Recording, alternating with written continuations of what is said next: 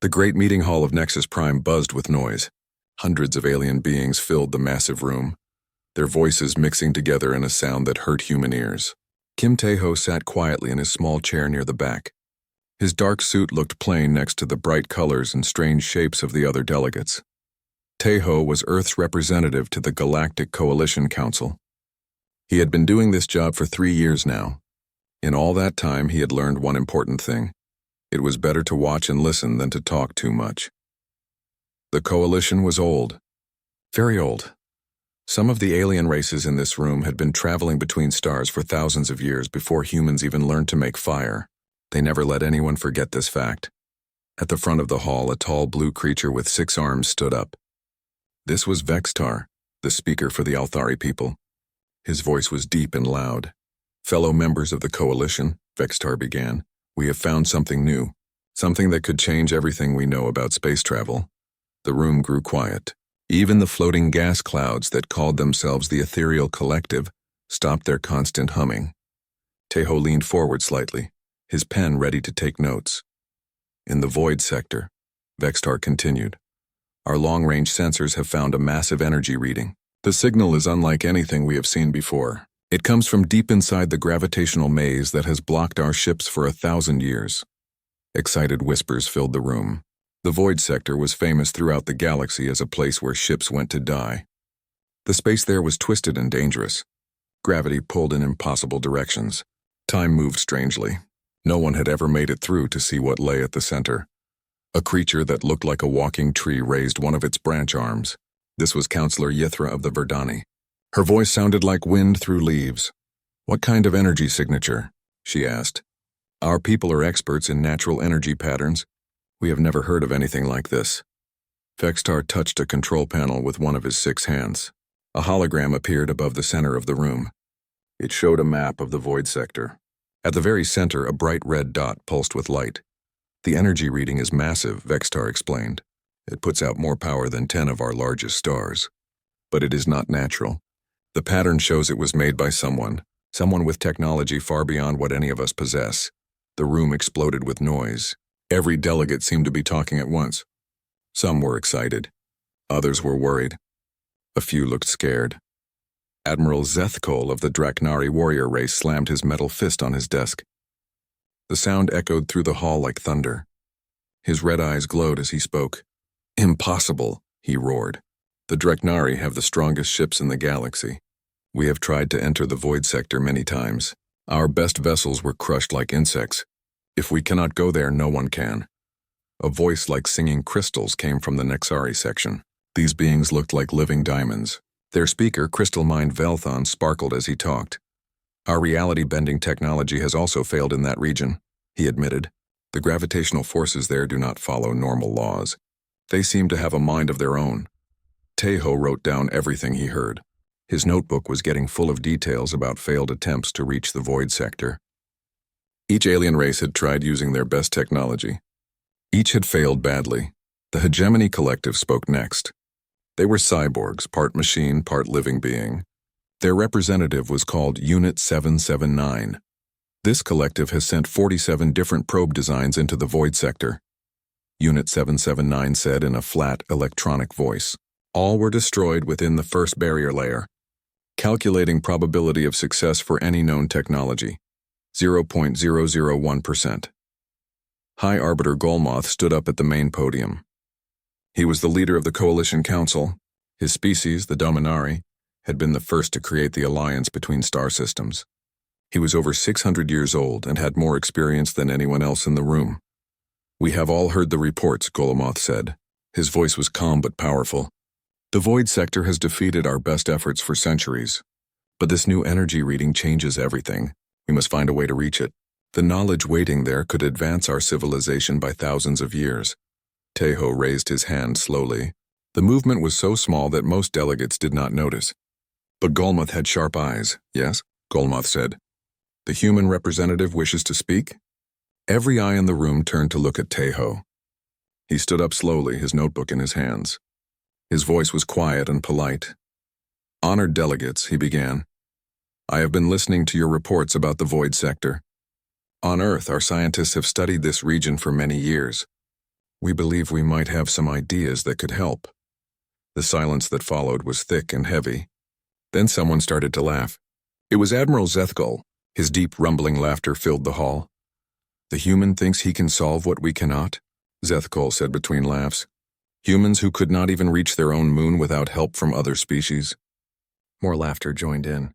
Crystal Mind Velthon's voice rang like breaking glass as he chuckled. Even the tree-like Verdani rustled their leaves in what passed for laughter among their people. Counselor Yithra shook her head. Young human, she said in her wind voice, your species has been part of this coalition for only 50 years. We have been exploring space for thousands of years before your people discovered fire. What could you possibly teach us? Tejo felt his face grow warm, but he kept his expression calm. He had expected this reaction. It was always the same when humans tried to contribute ideas. I understand your concerns, he said quietly, but sometimes a fresh perspective can see solutions that experience might miss. Our approach to the gravitational problems might be different from yours. Unit 779's electronic voice cut through the room. Human technology is approximately 3,000 years behind collective standards. Probability that human methods could succeed where collective has failed. Mathematically impossible. More laughter filled the hall. Some delegates were not even trying to hide their amusement anymore. A few were openly pointing at Tejo and making jokes in their own languages. Luminos Prime, a being made of pure energy, spoke in a voice like distant music. Human engineering is crude and simple. Their ships would be destroyed instantly by forces that barely slow our vessels. Tejo sat down slowly. He opened his notebook and wrote down their responses. His face showed no emotion, but his pen moved quickly across the paper. He was recording every word, every laugh, every dismissive comment. Golmoth raised one of his four hands for silence. The human's offer is noted, he said formally. However, this council believes it would be best to pursue solutions using proven, advanced technologies. We thank Earth for its enthusiasm. The way he said the word enthusiasm made it sound like an insult. More quiet laughter rippled through the hall. Vexitar returned to his position at the front podium. Now, he said, let us discuss real solutions to this problem. The Althari propose a joint mission using our most advanced ships. Tejo continued to take notes as the meeting went on. He wrote down every failed idea, every technical specification, every assumption the aliens made about the Void Sector's dangers. His quiet observation gathered more useful information than all their loud speeches. When the meeting finally ended, Tejo packed his notebook carefully. Tomorrow there would be another meeting, and tomorrow he would offer to help again, and tomorrow they would laugh at him again. But Tejo was patient. He had learned that sometimes the best way to win was to let your enemies defeat themselves with their own pride. 3 weeks had passed since the first meeting about the Void Sector. Tejo sat in the same chair, watching the Coalition's greatest minds present their latest failure. On the huge screen at the front of the room, twisted metal floated in space. It had once been the pride of the Nexari fleet, a reality-bending ship that could change the laws of physics around itself. Now it was just wreckage. Crystal Mind Velthon's voice was quieter than usual. Even his crystal body seemed less bright. The gravitational forces were stronger than our calculations predicted, he admitted. Our ship was crushed before it could establish a reality field. Admiral Zethkul slammed his fist on his desk again. This was becoming a habit for him. How is this possible? He roared. Nexari technology is supposed to be unbreakable. No technology is unbreakable, High Arbiter Golmoth said calmly. But even he looked worried. The Coalition had never faced a problem like this before. Tejo raised his hand again. The movement was small and polite, just like before. Some delegates saw him and started shaking their heads before he even spoke. Honored Council, Tejo said when Golmoth nodded at him. I have studied the data from this latest attempt. Our Earth scientists believe the problem is in the approach itself. The laughter started before he finished speaking. This time it was louder and more cruel than before. Not this again, groaned Counselor Yithra. Her branch arms waved in annoyance. Human, your persistence is becoming tiresome. Vextar turned all 6 of his arms toward Tejo.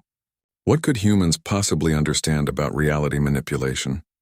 Your species still uses chemical rockets to leave your planet's surface. We do have some chemical rockets, Tejo agreed quietly. But we also have other technologies.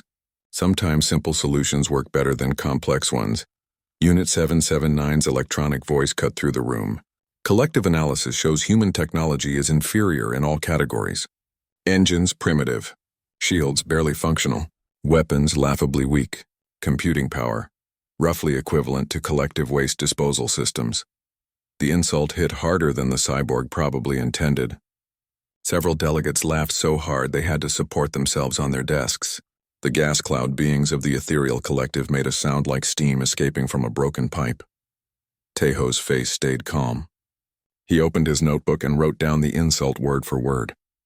His pen moved steadily across the paper. Perhaps, said Luminos Prime in his musical voice, the human representative should observe and learn instead of offering suggestions. His species might benefit from watching advanced civilizations work. More laughter filled the hall.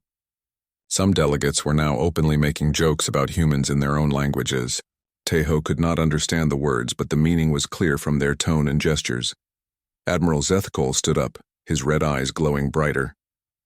I have an idea, he announced with a cruel smile. Why don't we let the humans try to reach the void sector? Their failure will be quick and entertaining. The suggestion sent waves of laughter through the entire hall. Even species that usually remained quiet were chuckling at the idea. Excellent proposal, agreed Crystal Mind Velthon. We could use the human attempt as a calibration test. Their ship's destruction will give us data about the minimum threshold of the gravitational forces. A sacrifice, added Counselor Yithra, her wind voice carrying amusement. How fitting that the least advanced species should serve the most advanced. Tejo wrote it all down. Every word, every insult, every assumption about human capabilities. His notebook was getting full, but he kept writing. The human is very quiet now, observed Vextar. Perhaps he finally understands his place in this council. High Arbiter Golmoth raised his hand for silence. While the suggestion has merit, he said carefully, the Coalition does not sacrifice member species for data. We are civilized beings. The way he said civilized while looking at Tejo made the insult clear. The message was simple. Humans were not civilized. They were barely intelligent animals playing at being a spacefaring race. Days passed. The Coalition continued to fail. The Hegemony Collective sent their most advanced AI probe into the void sector. It was destroyed so quickly that it barely had time to send back any data before it vanished. The energy-based Solari tried to phase shift through the gravitational barriers. Their explorer simply disappeared. No wreckage, no signal, nothing. The plant-like Verdani attempted to grow a living ship that could adapt to the changing conditions. The gravitational forces tore it apart at the molecular level. After each failure, Tejo would politely offer human assistance. And after each offer, the mockery grew worse. The human is like a broken recording device, complained Unit 779 after the 8th failed attempt. He repeats the same useless suggestion over and over. Perhaps his brain is damaged, suggested Admiral Zethkol. Humans are known to have very simple minds. Maybe he cannot understand that he has been rejected. Counselor Yithra rustled her leaves in agreement. His species is still very young. They probably do not understand complex social situations yet. The worst moment came during the 10th week of failures. The Dominari themselves had attempted to reach the void sector using their most advanced flagship. High Arbiter Golmoth had personally overseen the mission. The ship lasted longer than any previous attempt, almost 3 full minutes before the gravitational forces crushed it. The loss was a massive blow to Dominari pride. When Tejo raised his hand to speak after this failure, the entire council erupted in angry shouts. Enough! Roared Admiral Zethkol, jumping to his feet. Enough of this human nonsense.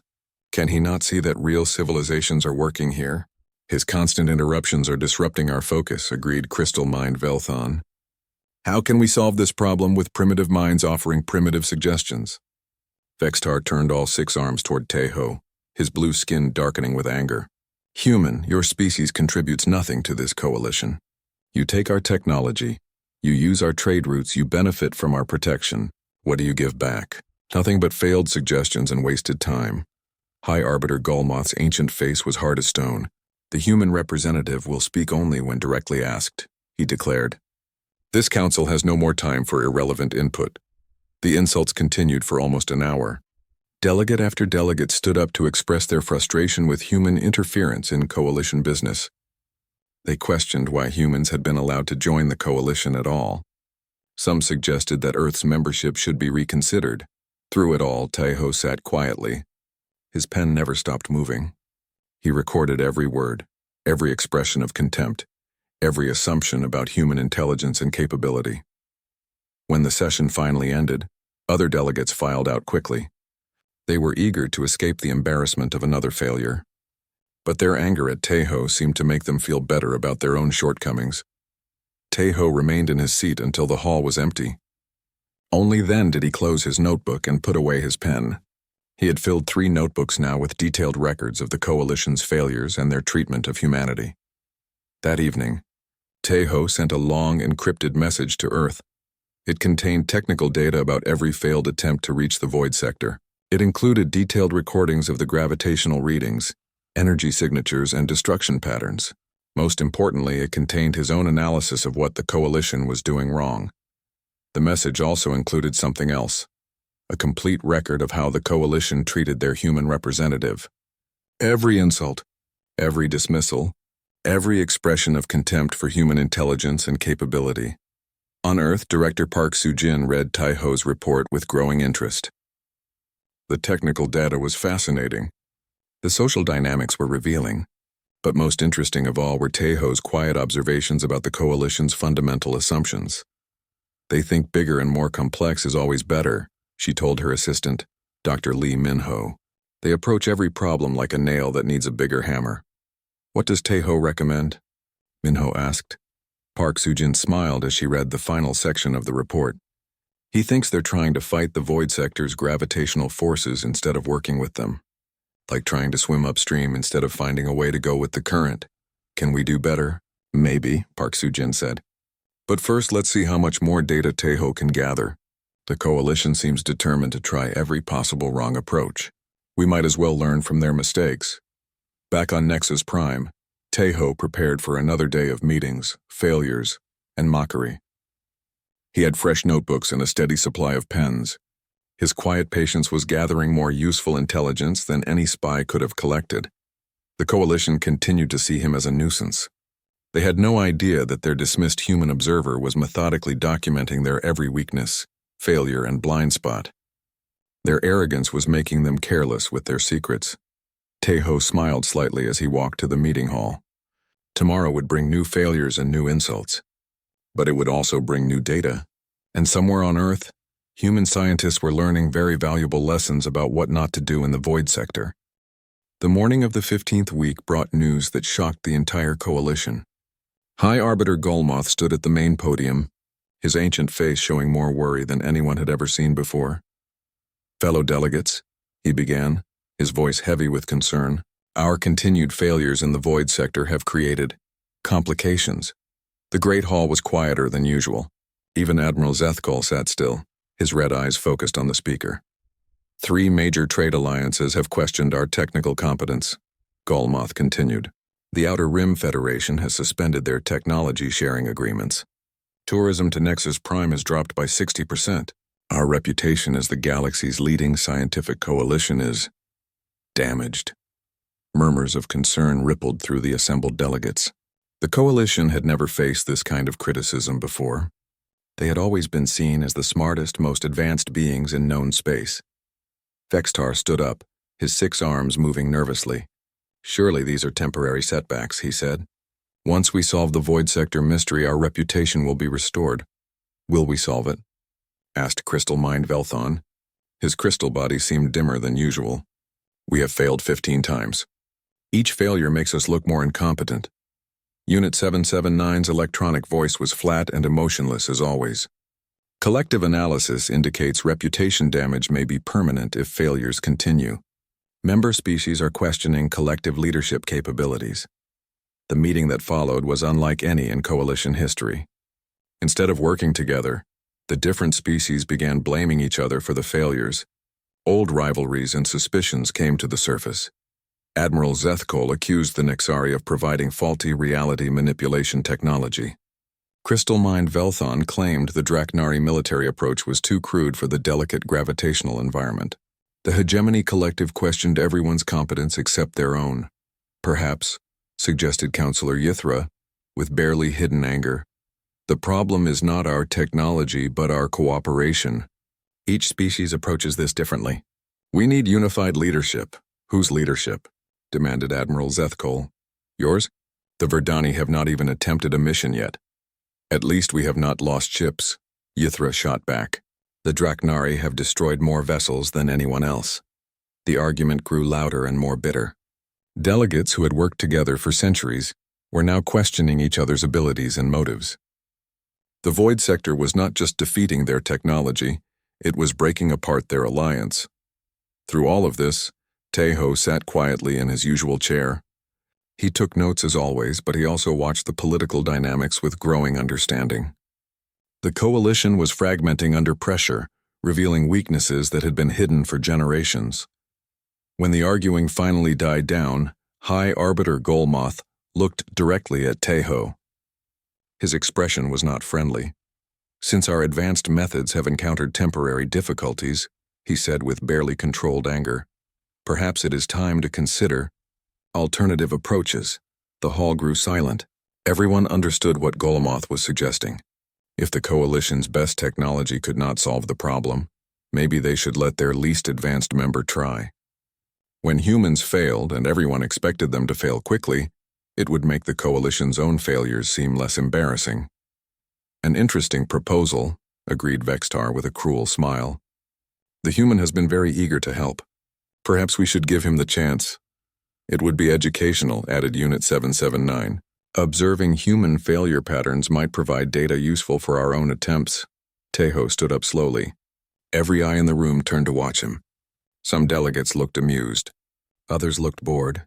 A few looked genuinely curious to see how badly humans would fail. Honored Council, Teho said in his quiet voice, I appreciate your willingness to consider human assistance. However, I must inform you that my assignment here is ending. The silence that followed was complete. No one had expected this. Ending? Repeated Golmoth. What do you mean? Teho reached into his jacket and pulled out an official document. His movements were calm and deliberate. I have submitted my resignation from the Diplomatic Corps. Earth Command has accepted my request for transfer to other duties. Admiral Zethkol laughed, but it sounded forced. The human is giving up? Running away because his feelings were hurt? Not at all, Teho replied politely. I have learned much during my time here. I will be returning to Earth to share my observations with our scientific community. Crystal Mind Velthon's voice rang with amusement. What observations? That human technology is inadequate for serious scientific work? Among other things, Teho agreed. He began packing his notebooks and datapads into his case. His movements were unhurried and methodical. Counselor Yithra rustled her leaves in what might have been confusion. But who will replace you? Earth must send another representative. That decision is above my authority level, Teho said. I am simply a data gatherer and observer. My replacement will be chosen by Earth Command.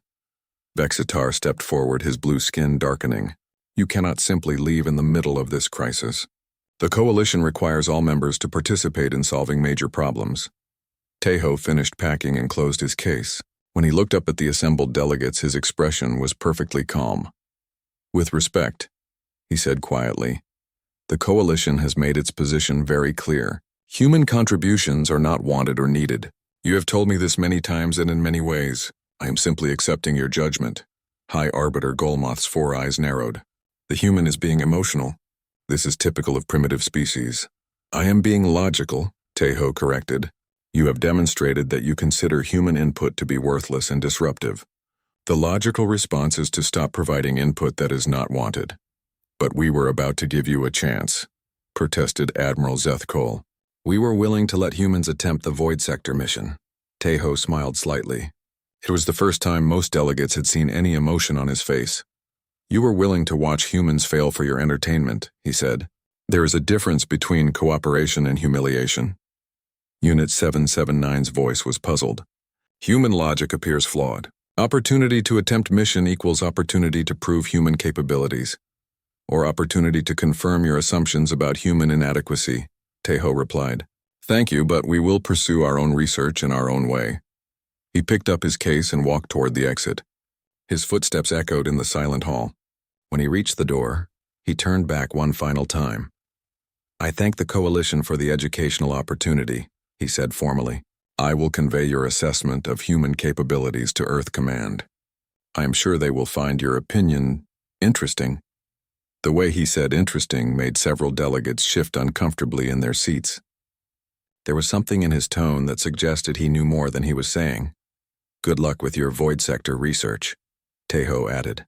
"I am confident you will eventually find a solution that meets your standards." Then he was gone, leaving behind a room full of confused and slightly worried alien delegates.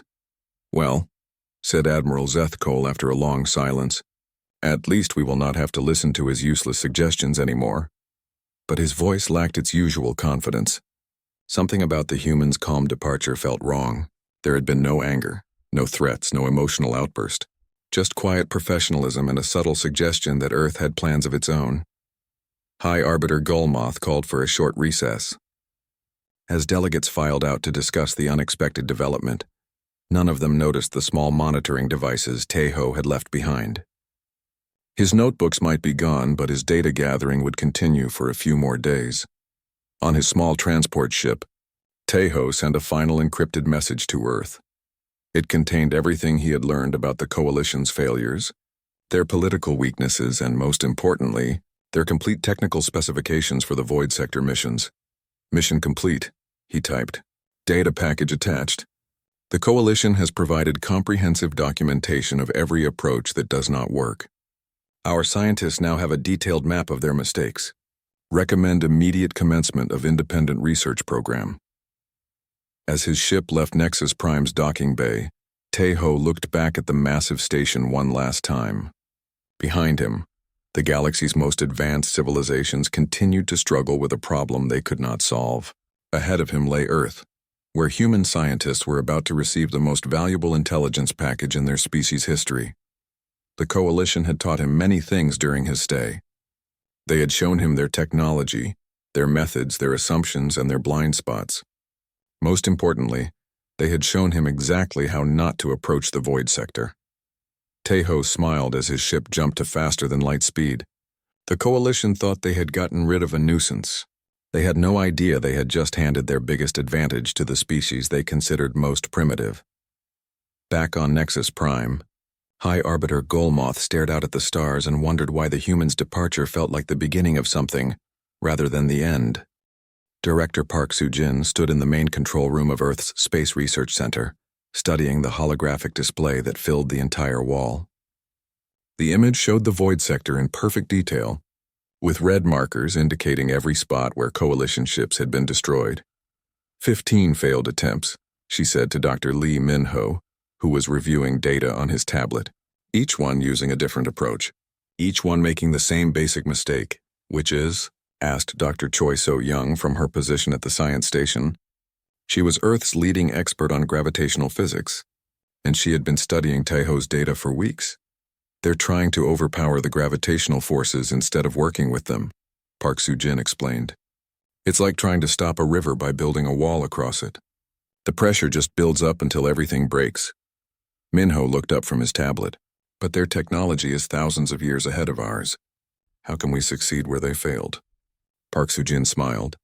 "Because sometimes being less advanced is an advantage. We don't have reality manipulation technology, so we can't try to force our way through. We have to be smart about it." Dr. Choi So-young turned from her station, excitement clear in her voice. "I've been working on the gravitational readings Tejo collected. The patterns are actually very predictable once you understand what's causing them." She touched a control and the holographic display changed. Now it showed the gravitational currents flowing through the Void Sector like invisible rivers. "The Coalition sees chaos," she continued, "but I see a pattern. The gravitational forces aren't random.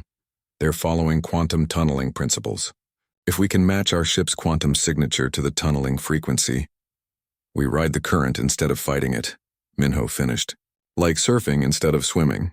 "Exactly," Park Soo-jin agreed. "But we'll need to design completely new ships. Everything we've learned from Coalition technology will be useless here." 3 months later, Captain Yoon Da-yoon stood on the bridge of the exploration vessel Endeavour. watching her crew make final preparations for departure. Her ship looked nothing like the massive, intimidating vessels favored by coalition species. The Endeavour was sleek and small, designed for flexibility rather than power. "Engineering report," she called out. Engineer Nam Ki-jun looked up from his console. "Quantum tunneling drive is operating at optimal parameters. We're synchronized with the gravitational frequency patterns Dr. Choi identified." "Navigation status?" Da-yoon asked. Navigator Seo Hee-jun smiled from her position at the helm. "Course plotted through the gravitational currents. We'll be following the natural flow instead of fighting against it. All stations report ready for departure," announced Communications Officer Bae Jung-woo. No coalition vessels detected in the area. That last point was important. Earth had decided to keep their mission secret. If they failed, no one would know. If they succeeded, well, they would decide what to share and when to share it. Captain Da-yoon settled into her command chair. "Take us into the void sector." Nice and easy. The Endeavour moved forward, its quantum tunneling drive humming quietly. Unlike coalition ships that roared through space with massive engines, the human vessel slipped through the gravitational barriers like a fish swimming downstream. "First barrier approached," reported Seo Hye-jin. "Gravitational stress is actually decreasing. The tunneling drive is working perfectly." Engineer Nam Ki-jun grinned at his readings. "We're not fighting the gravity. We're using it to pull us forward. Fuel consumption is lower than our best estimates." Hours passed, then days. The Endeavour continued deeper into the void sector than any ship had ever gone before. Each gravitational barrier that had destroyed coalition vessels became a highway for the human ship. "Captain," called out Science Officer Park Min-jun from his station, "I'm detecting something massive ahead. The energy signature matches what the coalition found, but it's much stronger up close." "On screen," Da-yoon ordered. The main display lit up with an image that made everyone on the bridge gasp. Floating in the center of the void sector was a structure so huge it dwarfed entire star systems. It was clearly artificial, but its design was unlike anything in coalition space. "What is that thing?" whispered Seo Hee-jin. Dr. Choi So-young, who had joined the mission as lead scientist, stared at the readings flowing across her screen. "The energy output is incredible, but it's not destructive energy, it's informational. The structure is broadcasting data." "What kind of data?" asked Captain Da-yoon. "Everything," So-young replied, her voice filled with wonder. "Scientific formulas, star maps, technological specifications. It's like a massive library containing the knowledge of an entire civilization." Nam Ki-jun's engineering sensors were going crazy. "Captain, the technology readings I'm getting don't make sense. This structure is using scientific principles that are thousands of years beyond anything the coalition has developed." "A precursor artifact," breathed Park Min-jun. "The energy beings that built this must have transcended physical existence long ago." Captain Da-eun made a decision that would change human history forever. "Take us closer. Begin recording everything we can." The Endeavour approached the massive structure, its sensors drinking in petabytes of information every second. What they found was beyond their wildest dreams. The artifact was indeed a library, but not just any library. It contained the complete scientific and cultural knowledge of a race that had evolved beyond the need for physical bodies. They had left this treasure trove behind for any species advanced enough to reach it. "Captain," said Dr. Choi So-young, her voice shaking with excitement, "this is incredible. The technological specifications alone could advance our civilization by thousands of years. Faster than light communication, matter-energy conversion, dimensional manipulation techniques. But there's more," added Park Min-jun. "Star maps showing the locations of hundreds of habitable worlds. Planets that are perfect for human colonization but completely unknown to the coalition." Engineer Nam Ki-jun was practically dancing at his station. "The propulsion technology in here makes coalition ships look like rowboats. We could cross the galaxy in days instead of years." Navigator Seo Hee-jin studied the star maps with growing amazement. "These worlds are all outside coalition space. We could expand human civilization without competing with existing species for territory." Captain Da-eun realized the magnitude of what they had found. This wasn't just a scientific discovery. It was the key to human independence from the coalition. With this knowledge, humanity would no longer need alien technology or alien approval. "Begin full documentation," she ordered. "I want every piece of data recorded and transmitted back to Earth, but maintain Communication silence. No one outside our solar system can know about this yet. Days passed as the Endeavor's crew worked around the clock to catalog the alien archive. The more they discovered, the more excited they became. The precursor race had solved every scientific challenge that had stumped coalition researchers for centuries. The gravitational control technology alone changes everything, explained Dr. Choi, So Young during one of their daily briefings. We could build ships that are completely immune to the forces that destroy coalition vessels. The matter-energy conversion systems could eliminate resource scarcity, added Nam Ki-jun. We could literally create anything we need from raw energy. And the dimensional manipulation techniques, said Park Min-jun with a grin, would make us the most advanced species in known space overnight. Captain Da-un nodded thoughtfully. Earth Command needs to see all of this, but we also need to be careful how we reveal it. The Coalition won't be happy to learn that the primitive humans have found what they couldn't. Do we tell them at all? Asked Seo Hyejin. With this technology, we don't need the Coalition anymore. That's above my authority level, Do-un replied. But I suspect Earth Command will have some very interesting decisions to make. Back on Earth, Director Park Soo-jin watched the incoming data streams with growing amazement.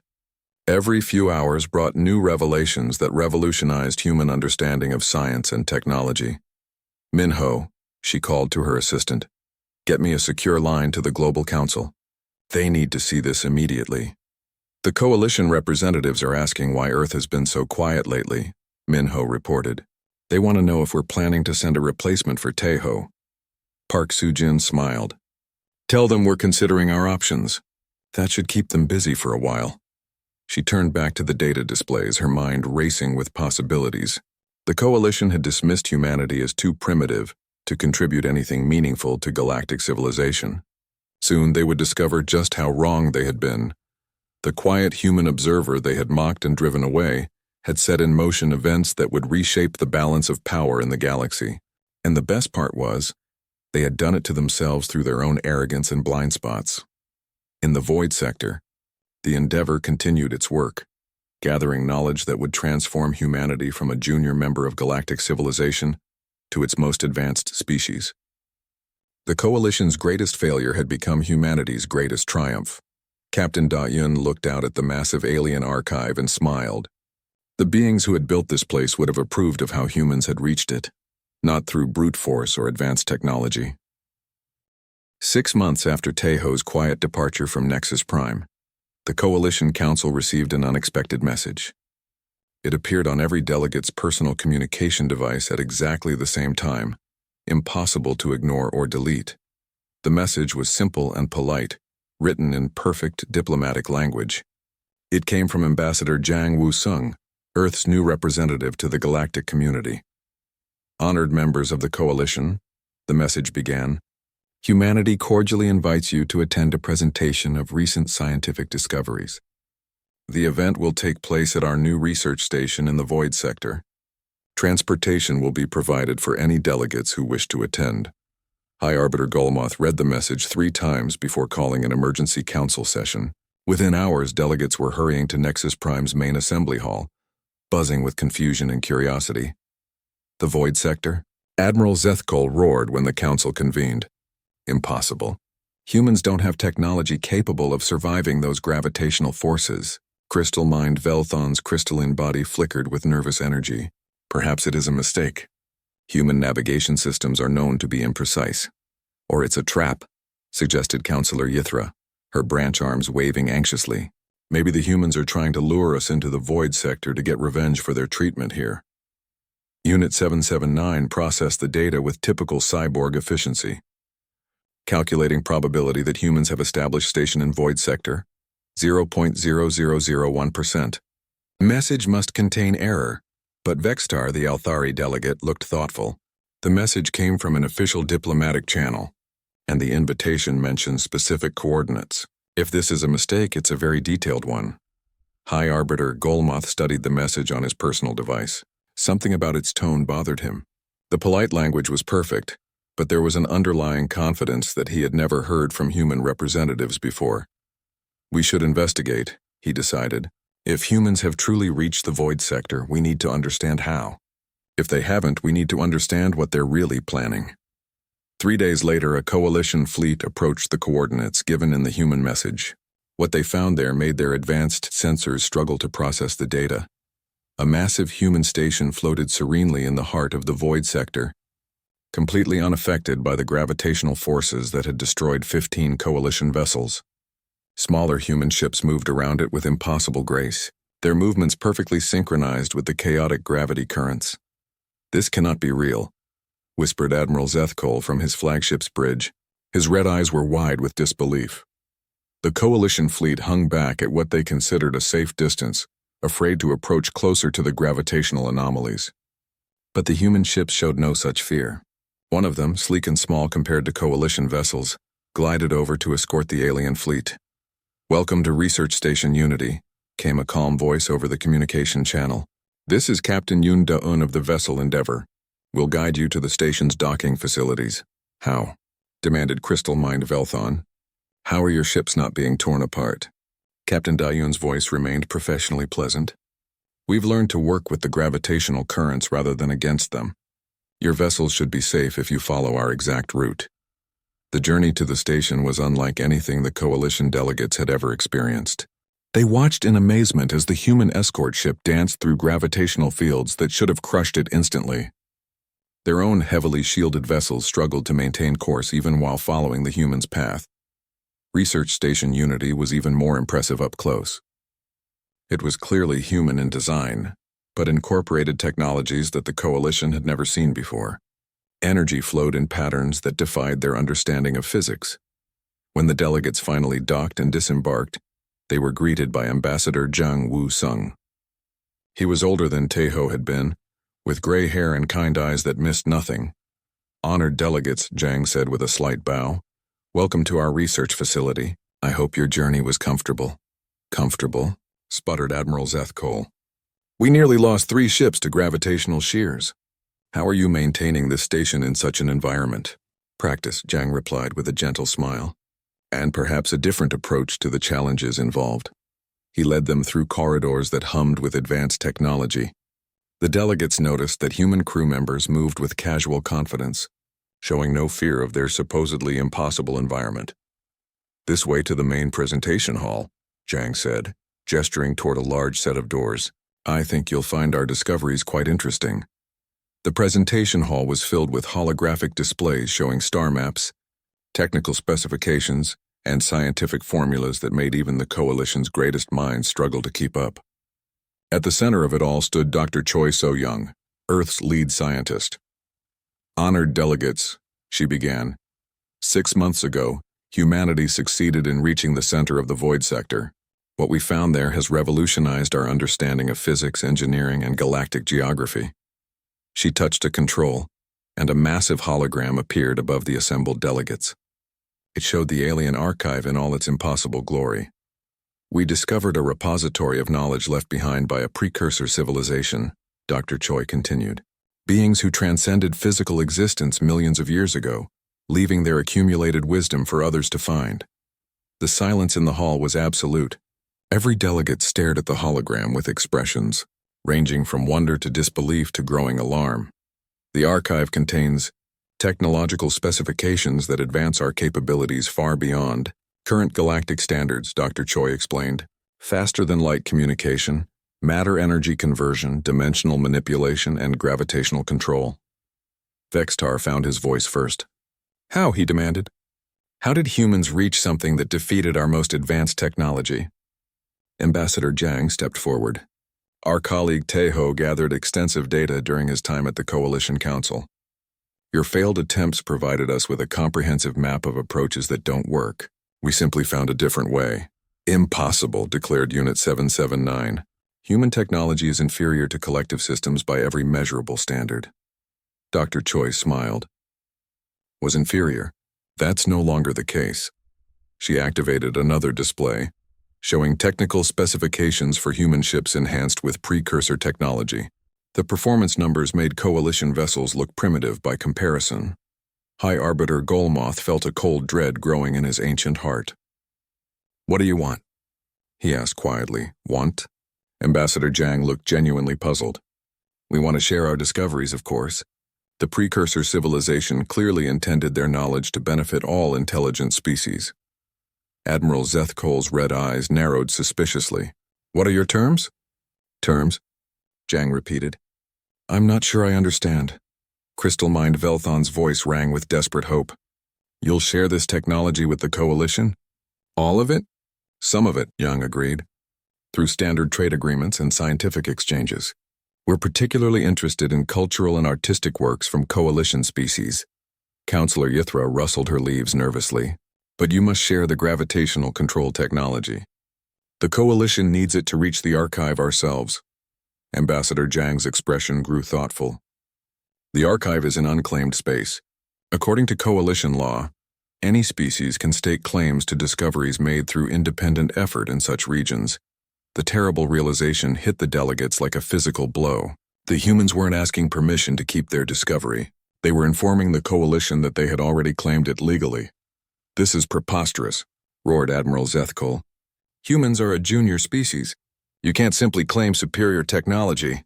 The archive determined our worthiness, not our species' age, Dr. Choi replied calmly. The precursor civilization designed their repository to respond only to minds capable of reaching it through wisdom, rather than force.